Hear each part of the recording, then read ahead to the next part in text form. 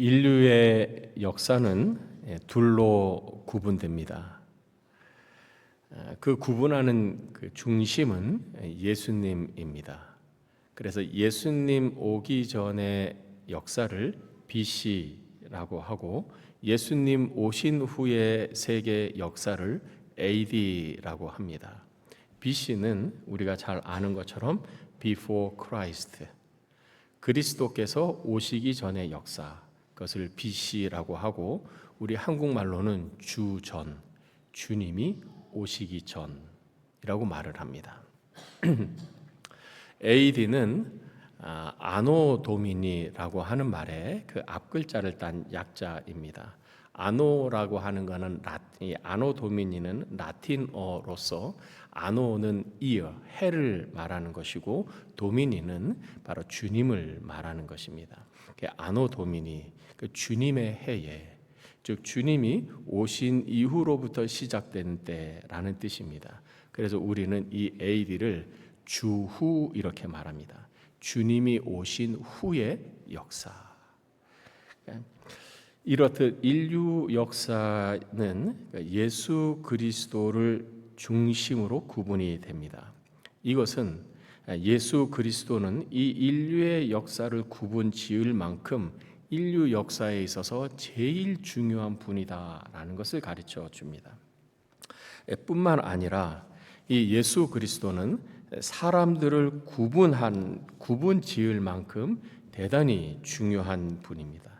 예수님을 구주로 믿고 영접하는 사람은 하나님께서 하나님의 자녀로 받아주시고 영생을 주십니다.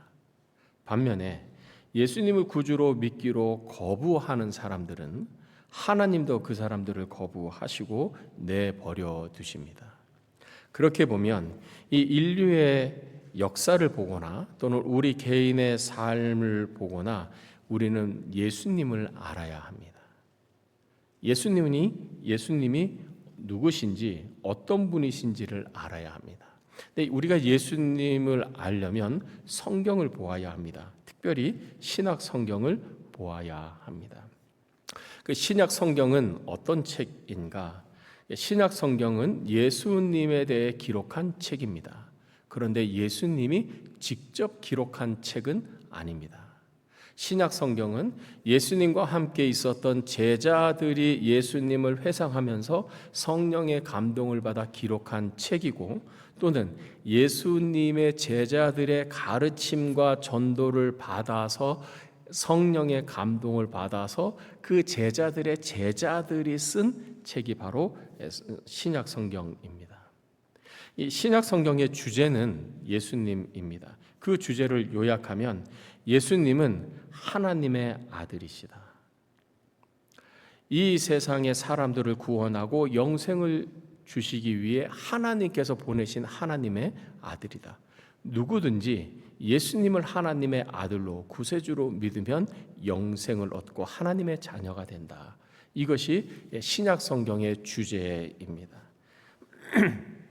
특별히 예수님의 생애에 대해서 기록한 복음서들은 예수님의 하나님의 아들이심을 가르치기 위해 크게 두 가지를 우리에게 가르쳐 주시는데, 첫째는 예수님의 하신 말씀입니다. 예수님의 하신 말씀. 예수님이 이러이러한 말씀을 하셨다. 두 번째는 예수님의 하신 일입니다. 예수님이 이러이러한 일을 하셨다. 근데 예수님의 말씀을 살펴보면 거기에는 예수님께서 우리의 삶에 도움이 되는 말씀을 주신 내용도 있지만 특별히 예수님이 자기 자신에 대해서 말씀하신, 즉 예수님의 자기 계시 또는 예수님의 자기 선언 또는 예수님의 자기 소개가 있습니다. 그 예수님의 자기 소개, 자신에 대해서 말씀하신 것을 보면 예수님은 자신이 하나님의 아들이시라는 것을 계속해서 하나님께서 보내신 자이고 세상을 구원하기 위해 하늘로부터 오신 자라는 것을 부단하게 예수님은 말씀하십니다. 반면에 예수님께서 하신 일들을 살펴보면 그 예수님이 하신 일들은 우리 일반 사람들은 할 수 없는 하나님만이 하실 수 있는 일들을 예수님이 행하셨다라고 기록을 하고 있습니다. 우리는 흔히 그것을 가리켜서 기적 기적이다라고 말합니다. 근데 이 요한복음을 기록한 요한은 기적이라는 단어를 쓰지 않고 세메이온이라고 하는 표적이라고 하는 단어를 썼습니다. 이 세메이온에서 나와서 파생된 영어 단어가 사인입니다. 표시인 것이죠. 표시판인 것이죠. 예수님께서 하신 일들은 우리 일반 사람들은 도저히 행할 수 없는 하나님만이 하실 수 있는 그 일들, 그 기적들을 행하셨다라는 것입니다. 그럼 당연히 우리는 이런 의문과 질문이 듭니다. 성경에 기록된 내용이 정말 사실일까? 예수님이 행하셨다고 하는 그 기록이 정말 사실일까? 예수님께서 보리떡 5개와 물고기 2마리로 5,000명을 먹이셨는데 그것이 정말 실제로 일어난 역사적 사실인가? 예수님이 말씀으로 귀신들을 쫓아내시고 병든 사람들을 고치시고 선천적으로 장애를 가지고 태어난 사람들을 예수님이 말씀으로 고치셨는데 태어날 때부터 맹인된 사람들의 눈을 고치셔서 보게 하셨고 죽은 나사로도 살리고 야이로의 딸도 죽었을 때 예수님이 살리셨는데 정말 예수님이 행하신 그 이적들이 역사적 사실인가? 혹시 예수님을 신격화하기 위해서 만든 광신자들의 거짓은 아닌가? 만약에 거짓이라면 성경의 내용이 예수님께서 행하신 그 기적 같은 일들이 그냥 광신 추종자들이 만들어내는 거짓이라면 우리는 예수를 믿을 필요가 없습니다. 거짓을 왜 믿겠습니까? 그 거짓에 왜 우리의 인생을 다 걸겠습니까? 그러나 만약 예수님의 행하신 그 기적 이야기가 사실이라면 하나님만이 행하실 수 있는 그 기적을 예수님이 행하셨다면 우리는 예수님께 모든 것을 다 올인해야 합니다.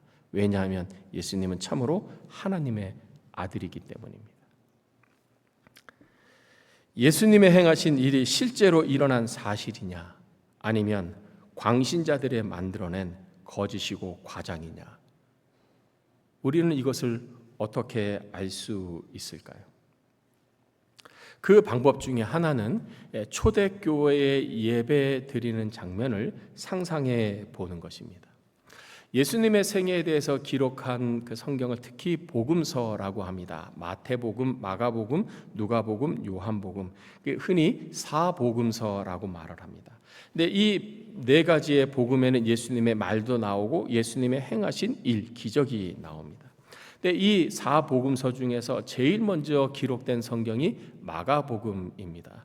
이 마가복음은 대체로 학자들이 동의하는 것은 AD 55년에서 59년경에 기록되었을 것이다 라고 동의를 합니다. 것이다라고 말하는 것은 마가복음 자체가 내가 몇 년도에 이것이 기록됐다라고 밝히지 않기 때문입니다. 그러니까 그 당시의 역사적 상황이나 정황을 다 보며 이것이 AD 55년에서 59년경에 기록되었다 하고 거의 동의하는 것입니다. 여러분, 예수님이 AD 33년경에 돌아가셨습니다. 그러니까 마가복음이 AD 55년에서 59년경에 기록되었습니다. 그러니까 예수님이 돌아가시고 약 25년 후에 마가복음이 기록된 것이죠. 지금으로 하면 지금이 2024년도인데 그 25년 전에 약 2000년도에 예수님이 죽으신 거죠. 그러니까 예수님이 죽으시고 25년이 지난 것입니다. 여러분, 제가 질문 드릴 테니 한번 생각해 보십시오. 여러분은 2000년도에 무엇을 하셨습니까? 저는 2000년도뿐만 아니라 1999년도도 저는 생생하게 기억이 납니다. 제가 이 캐나다에 처음 온 날이 1999년 8월 31일이기 때문입니다. 25년이 지났어도 우리는 분명하게 그때의 일을 기억합니다. 이것을 말씀드리는 이유가 있습니다. 마가복음이 기록되었고 이것이 교회에 예배 드릴 때 성경으로 낭독이 되었습니다. 설교자가 이 마가복음 본문을 가지고 설교를 하는 것입니다. 마가복음이 초대교회에서 낭독되어졌을 때 그 예배를 드리는 청중들 중에는 25년 정도 지났기 때문에 청중들 중에는 예수님이 살아계셨을 때 살아있었던 사람이 있었다는 거죠. 적어도 25살 이후의 사람들은 예수님이 살아있을 때도 그들도 살아있었다는 것입니다. 그 예배 드리는 장면을 한번 생각해 보십시오. 설교자가 마가복음을 가지고 설교를 합니다. 여러분, 예수님께서 귀신들을 쫓아내셨습니다. 더러운 귀신아 그 사람에서 나오라 했더니 그 귀신이 힘 한번 제대로 쓰지 못하고 예수님의 말씀에 순종해서 귀신이 떠나가 버렸습니다. 여러분, 예수님이 많은 병자를 고치셨습니다. 나병 환자를 고치셨고 중풍병자를 고치셨고 예수님이 손 마른 사람들을 고치셨습니다. 예수님이 회당장 야이로의 딸이 죽었는데 그 죽은 딸이 달리다고 말더니 그 죽은 딸이 살아났습니다. 설교했다는 거예요. 예수님께서 보리떡 5개와 물고기 2마리로 수많은 사람들을 먹였는데 그때 남자가 한 5천 명이 됐습니다. 거기에 여자들과 아이들까지 하면 약 2만 명 정도가 한 끼의 식사로 그 많은 사람들이 다 배불리 먹었습니다. 설교자가 이런 설교를 합니다. 그러면 설교를 듣는 청중들은 어떻게 생각할까요? 아멘, 믿습니다. 아멘, 할렐루야. 역시 주님은 하나님의 아들이십니다. 이렇게 생각하는 사람이 있을 거예요. 그러나 모든 사람들이 다 그렇게 받아들였을까요? 이해하기 어려운 이 기적 이야기들을 그 중에는 특별히 이렇게 생각하는 사람도 있었을 것입니다. 거짓말, 말도 안 돼. 아니 어떻게 한 사람의 한 끼 식사를 가지고 그 2만 명이나 되는 사람 어떻게 다 먹을 수 있어? 아니 죽은 것은 죽은 거죠. 어떻게 죽은 사람이 다 살아날 수 있어? 예수님이 정말 죽은 사람을 살렸다고? 어떻게 그런 일이 일어날 수 있어? 그 거짓말이지. 아니 선천적으로 장애를 가지고 있는 사람이 어떻게 예수님 말씀 한마디로 했다고 그 사람이 다시 장애가 회복되고 치유가 될 수 있어? 그런 일이 어떻게 일어날 수 있어? 그 거짓말이지. 이렇게 생각하는 사람들도 틀림없이 그 중에는 있었을 거라는 거죠. 그 중에 어떤 용기 있는 사람이 예배 시간에 이야기하든지 예배 끝나고 나서 얘기하지 않았겠어요? 당신은 정말 그게 믿어져요? 예수님이 정말 그런 기적을 행했다고 생각을 해요? 당신은 그것을 받아요? 아니 어떻게 예수님이 무리를 거둘 수 있어요? 어떻게 죽은 자를 살릴 수 있어요? 그 말이 돼요? 그거를 믿으라는 거예요? 그렇게 말하는 사람이 있었을 거 아니겠어요? 그렇게 예수님의 하신 일들을 의심하고 의문을 가지고 질문하는 사람에게 그것이 역사적 사실이라는 것을 대답하지 못한다면 기독교는 존속하지 못했을 거예요. 누가 거짓을 가르치는 교회에 나가겠어요? 어떤 사람이 의문과 질문을 했습니다. 이런 일이 있었지 않았을까요? 믿기 어렵죠. 받아들이기 어렵죠. 그런데요, 제가 갈릴리 출신이거든요. 예수님이 보리떡 5개와 물고기 2마리로 먹였을 때 제가 아버지 따라갔거든요. 제가 그 자리에 있었어요. 제가 그 물고기를 먹었고요. 제가 그 떡을 먹었어요. 제가 아는 사람 중에 그 회당장 야이로 그 사람을 잘 아는 사람이 있어요. 그런데 정말 그 회당장 그 딸이 죽었는데 그 딸을 예수님이 살렸대요. 저건 직접 들었어요. 제가 아는 사람 중에 그 갈릴리에 살고 예루살렘에 사는 사람들이 있었는데 정말 그분이 고쳤대요. 그 사람이 거짓말할 사람이 아니에요. 예수님이 정말 선천적 장애를 가진 그 사람 고쳤대요. 목격자들이 있었을 것이고요. 증인들이 있었을 거예요. 만약에 예수님의 행하신 그 기적을 친히 경험한 목격자가 없었다든지 간접적으로 등인 2차 증인이 없었다면 기독교는 이미 100년이 되기도 전에 교회 문은 닫았고 기독교는 닫았을 거예요.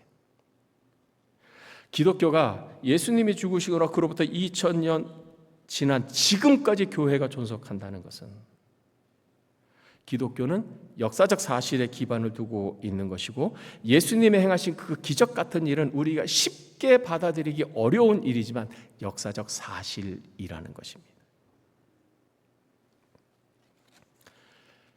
예수님의 행하신 그 하나님만이 하실 수 있는 그 기적의 근거는 예수님이 실제로 행하셨다는 것이고 그것을 행한 목격자와 증인, 1차 증인, 2차 증인이 있었기 때문에 가능한 것입니다.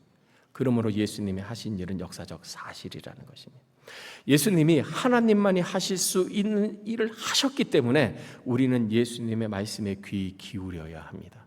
특별히 예수님께서 자기 자신에 대해서 말씀하신 자기 계시, 자기 선언, 자기 소개에 대한 말씀을 우리는 귀담아 배워야 하는 것입니다. 오늘 본문에 예수님께서 자기 자신에 대해서 하신 자기 선언, 자기 소개의 말씀이 있습니다. 14절에서 16절 우리 함께 다시 한번 읽겠습니다. 14절에서 16절 시작. 나는 선한 목자라. 나는 내 양을 알고 양도 나를 아는 것이 아버지께서 나를 아시고 내가 아버지를 아는 것 같으니 나는 양을 위하여 목숨을 버리노라. 또 이 우리에 들지 아니한 다른 양들이 내게 있어 내가 인도하여야 할 터이니 그들도 내 음성을 듣고 한 무리가 되어 한 목자에게 있으리라. 예수님이 자기를 소개하고 가르쳐 주십니다. 나는 선한 목자다. 우리는 이 목자라고 하는 것이 사실은 그렇게 개념이 탁 오지 않습니다. 왜냐하면 우리는 농경문화에 살지도 않았고 특별히 이 양을 치는 문화 속에 살지 않았기 때문입니다. 그러나 유대인들은 예수님이 나는 선한 목자다라고 할 때 이 목자가 무엇을 의미하는 그 개념이 너무나 확실했어요. 왜냐하면 그들의 삶이었기 때문입니다. 예수님이 말씀합니다. 나는 선한 목자다. 그리고 선한 목자가 가지는 세 가지를 우리에게 가르쳐 줍니다. 첫째, 나는 내 양을 안다.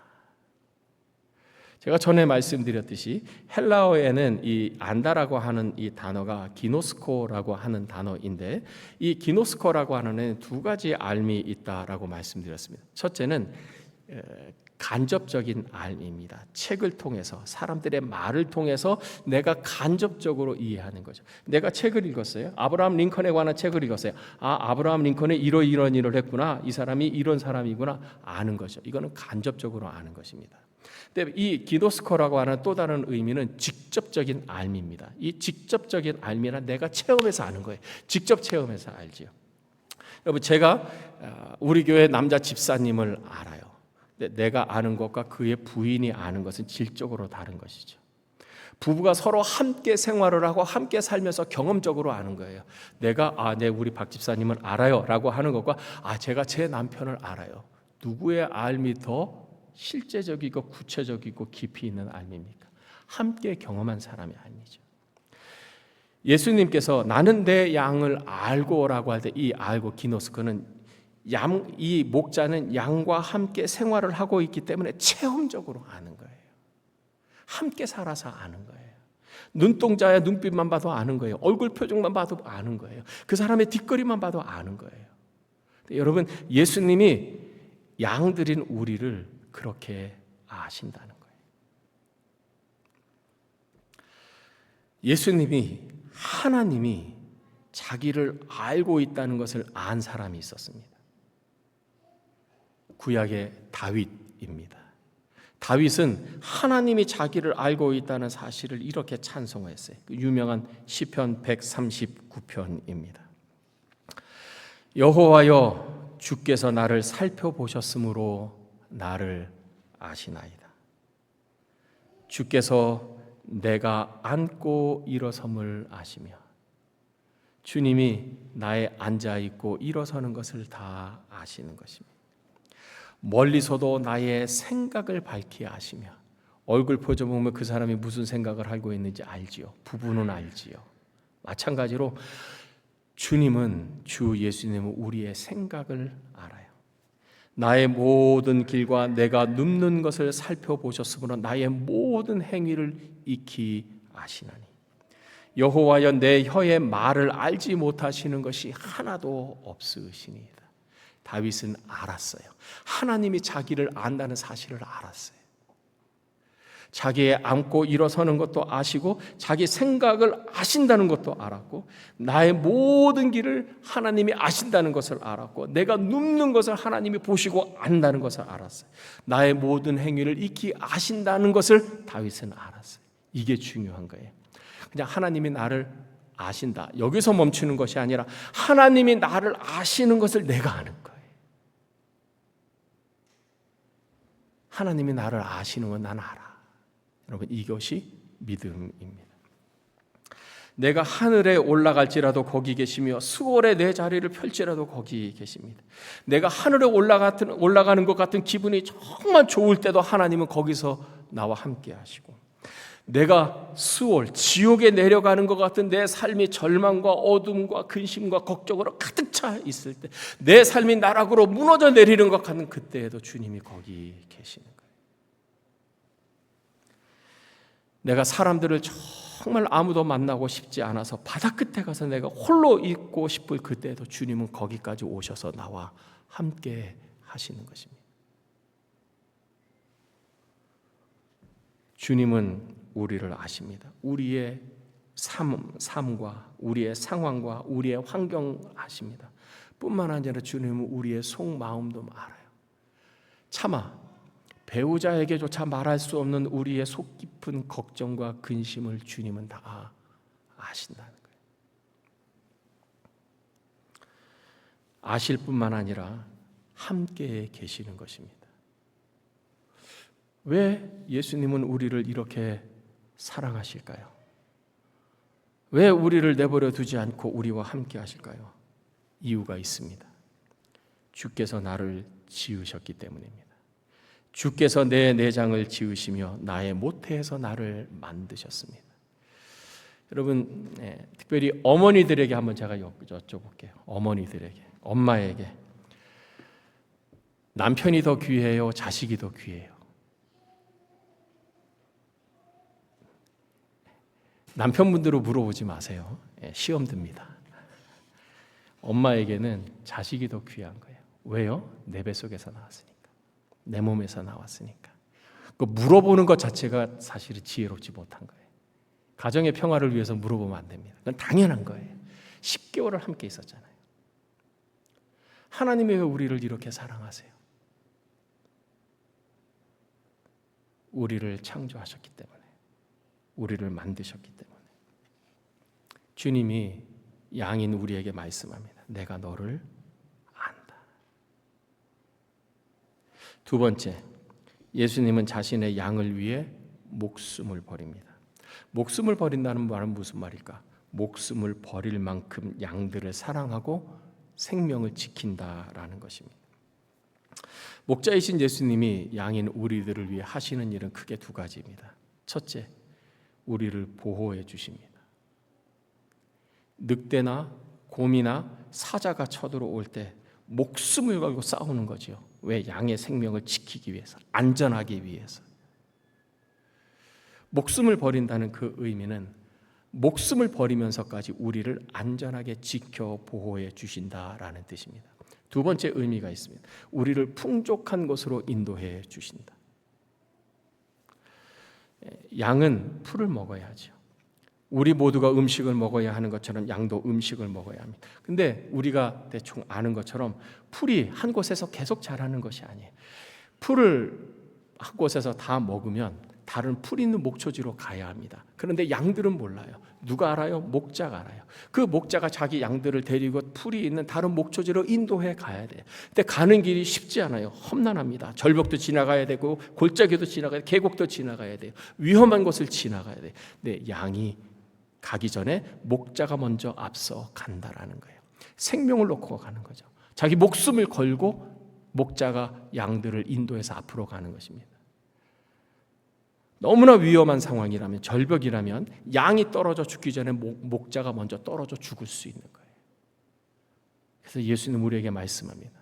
나는 너희를 위하여 목숨을 버렸다.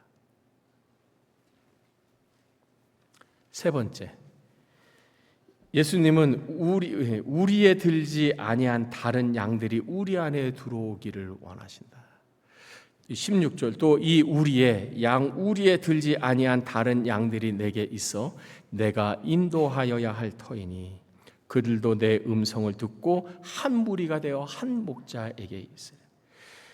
예수님은 이미 양 우리 안에 들어온 양도 사랑하지만 예수님의 마음은 양 우리 안에 들지 아니한 자기 양들 가운데 관심이 있는 거예요. 왜? 양 우리 안에 들어와야 안전한데, 목자의 보호를 받고 목자의 인도를 받는데 양 우리 안에 들지 않아 여기저기 헤매고 있는 그 양들을 생각할 때 예수님은 마음이 너무 괴로운 거죠. 위험하지 않을까? 죽지 않을까? 혹시 늑대가 와서 사자가 와서 곰이 와서 해치지는 않을까? 걱정이 되는 거죠. 예수님의 마음입니다. 우리는 예수님의 이 선한 목자라고 하는 말씀을 통해서 세 가지를 배우고 또 세 가지를 행합니다. 첫째, 예수님을 닮아가십시오. 여러분, 목사의 목표가 무엇입니까? 예수님을 닮아가는 것이. 장로님, 안수 집사님, 권사님의 목표가 뭐예요? 예수님을 닮아가는 거예요. 구원받은 사람들의 예수님으로 말미암아 죄사함 받은 사람들의 목표가 무엇입니까? 예수님을 닮아가는 것. 이미타티오 크리스티. 그리스도를 본받는 거예요. 그리스도를 본받되 그리스도의 무엇을 본받습니까? 그리스도의 마음을 본받는 것이죠. 그리스도의 마음은 무엇입니까? 사랑. 그 사랑은 어떤 사랑입니까? 자기의 목숨을 버리는 사랑. 예수님으로부터 은혜를 받은 사람은 예수님을 닮아가되 어느 정도까지 닮아가느냐? 목숨을 버리는 정도까지 닮아가는 것. 왜? 예수님이 목숨을 버리셨기에 우리가 하나님의 생명을 얻었기 때문입니다. 우리가 우리 삶을 평가하지요. 반성하지요. 그 반성의 기준은 이미타티오 크리스티. 그리스도를 본받아. 특별히 그리스도의 마음을 본받아. 그리스도의 마음은 그리스도의 사랑을 본받아. 그 그리스도의 사랑은 십자가에서 자신을 내어주기까지 목숨을 버리기까지의 사랑. 그 기독교의 사랑은 희생적인 사랑. 우리가 추구해야 될 사랑은 희생적인 사랑인 것입니다. 그리스도를 본받으십시오. 두 번째, 예수님을 기쁘게 해 드리십시오. 예수님이 무엇을 가장 기뻐하신다고요?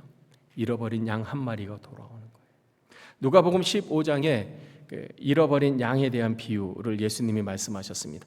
100마리의 양이 있었는데 어느 날 가다가 잠시 멈춰서 그 양을 다 세봤더니 한 마리가 없는 거예요. 99마리예요. 여러 번 반복해서 셌더니 한 마리의 양이 없어요. 이 목자가 어떻게 했습니까? 99마리의 양을 그대로 두고 잃어버린 한 마리의 양을 찾으러 가는 거예요. 근데 질문이죠. 그러면 이 99마리의 양이 한 100마리 정도가 되면 목자 한 사람이 할 수 없어요. 거기에는 다른 목자들이 같이 붙는 거예요. 다른 목자들에게 이 99마리의 양을 놔두고 이 목자는 잃어버린 한 마리의 양을 찾아가는 거예요. 두 번째 질문. 이 양은 이 99마리에 들지 않은 이 양은 어떤 양일까요? 잃어버린 이 양은 어떤 양일까요? 자기 마음대로 하는 양, 고집 부리는 양, 말 듣지 않는 양, 목자의 음성을 따르지 않는 양. 그러니까 이탈됐겠죠. 우리가 전도해야 될 사람이 그런 사람이에요. 다른 것만 다 순종적인데 교회 나와라 예수 믿어 이 말만은 참 안 들어요. 근데 그 사람이 정말 구원받아야 될 사람. 여러분 주위에 혹시 그런 사람이 있으면 가십시오. 내 힘으로 안 됩니다. 내 지혜로 안 됩니다. 내 능력으로 안 됩니다. 오직 성령님 역사하셔야 됩니다. 성령님 도와주십시오. 성령님 그 사람의 마음을 녹여주십시오. 그리고 가서 그 사람에게 복음을 전하고 예수님을 전하고 데려오는 거예요. 세 번째 우리가 할 일, 예수님을 아십시오.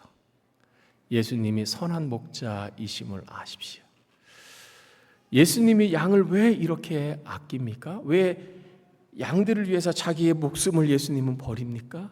이유는 하나, 양이 예수님의 소유이기 때문에 그래요. 양들인 우리로 말하면 우리는 예수님의 소유고 예수님이 우리 인생의 주인이신 겁니다.